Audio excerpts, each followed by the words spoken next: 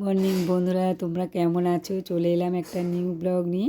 কয়েকদিন হলো শরীরটা ভীষণ খারাপ, আর তার জন্য তোমাদের দাদাভাই দিয়ে গেল দুধ আর বনবিটা অফিসে যাওয়ার আগে, যে এটা খেতে হবে, তাই এখন এটা আমি খেয়ে নেব। এদিকে ছেলে সেইভাবে কোনো টিফিন বানাতে পারেনি, তাই ওর একটু ফল আর একটা কেক দিয়ে দেবো, ওটা নিয়ে যাবে স্কুলে টিফিন। যাই হোক, ওর টিফিন বক্সটা রেডি করছি, ওর খাওয়া দাওয়া ওদিকে হয়ে গেছে।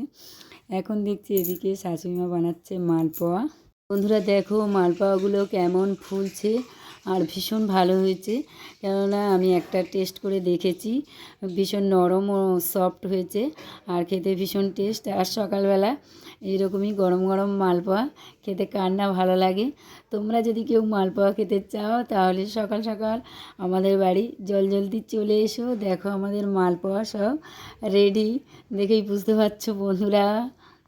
মালপোয়াটা আমাদের বাড়িতে সবাই ভীষণ পছন্দ করে, আমার ছেলে তো ভীষণ ভালোবাসে। সব পিঠেতে এই মালপোয়াটা খেতে সবার ভালো লাগে।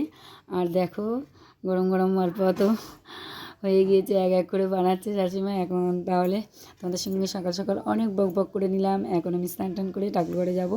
তাহলে ভিডিওটা কেমন লাগলো কমেন্ট করে জানাও বন্ধুরা।